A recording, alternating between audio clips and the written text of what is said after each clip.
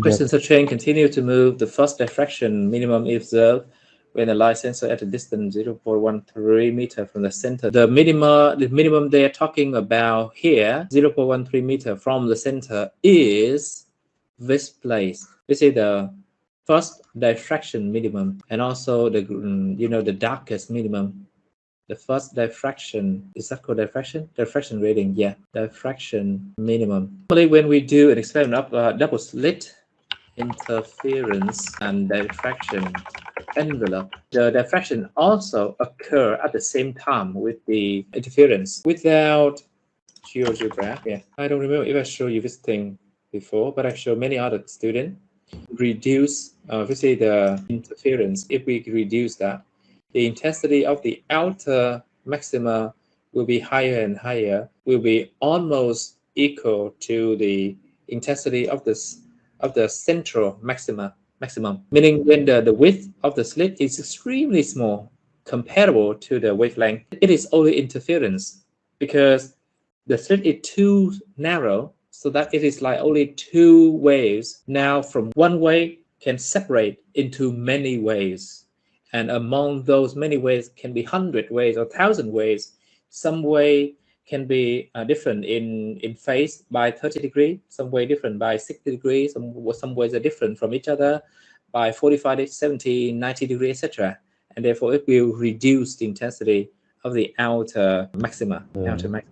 Increasing the slit width will reduce the maxima, and the diffraction here, we see the first minimum of the diffraction envelope. When you do the experiment with only single slit diffraction, have a pattern like this one, which is very similar to diffraction to the double slit, because in the double slit, the interference of each single slit also occur. But for double slit, actually there are many secondary maxima, and here's like one single continuous band. By changing the slit width very narrow, you have more secondary maxima, and increasing the number of the slit interference number increase here. For single slit, we have this pattern: 2 slit, 3 slit, and so on, meaning increasing the slit will make more maxima.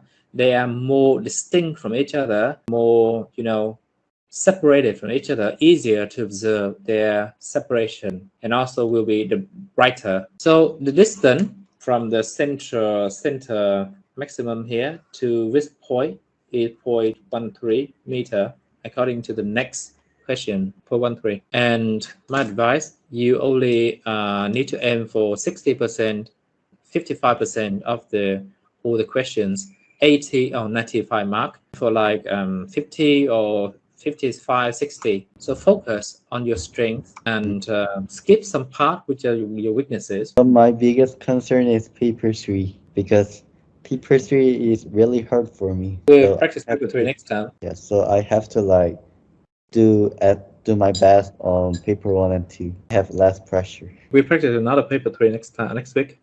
Yeah. Determine the width of one of the slit, and this first diffraction is the first maximum of interference here. Second maximum interference, meaning two small s separation. This is s. This is also another s that we found s by lambda big D over small d, which is 2.1. Another s here, that is 3s, 4s, 5s, and 6. 1, 2, 3, 4, 5, 6. So that is 6s. The distance 0.13 meter here is 6 way. S is 1, 6s is not this thing, huh? 6 times 2.1 is 12.6. You see, almost 1.13. Okay, 2 millimeter multiplied with 6 millimeters. So this is 12 approximately 13 millimeter. 13 millimeter. That means 1.3 centimeter. 1.3 centimeter. 0.13 meter. Yeah, that's correct. 6s, huh? Yeah, that's 6s. And s is the separation between the two maxima that we found in the question D1, huh? C1 something here. 2.1. Okay, D1. 6s. Determine the width of one slit. The width. Okay. That is the first diffraction minimum, and therefore we can use this formula for the single slit. This formula. Determine the width of one slit. That formula, lambda, the angle theta equal lambda over b. Theta equal lambda over b. B here, the width that we need to find. What is B? Okay, so we need to find the angle lambda there. The distance D from the slit to the train track is big D was 5 meter. Okay, and this distance here, distance between those maxima is 0.13 meter. So the angle here can be found. Okay, where theta, tan theta, you see, this is opposite and this is adjacent. Opposite is 1.313, 0.13, and adjacent is 5. Okay, tan theta equal 0.13 over 5, and therefore you can determine the value of the angle theta. Okay, will be very small. So theta equals something, and then from this thing you can determine B, which is lambda over B. Lambda is 6.3 times 10 to the negative 7 meter. Okay, divide that theta, you get a final result. Okay, please do the calculation for me. Calculate the angle theta, and that angle will be very small, and therefore the tan theta will be equal to theta measured in radian. That's too small. Yes, it is very small. Is it 2.4 times 10 to the negative 5? The final answer. Sorry, can you say again? Yeah.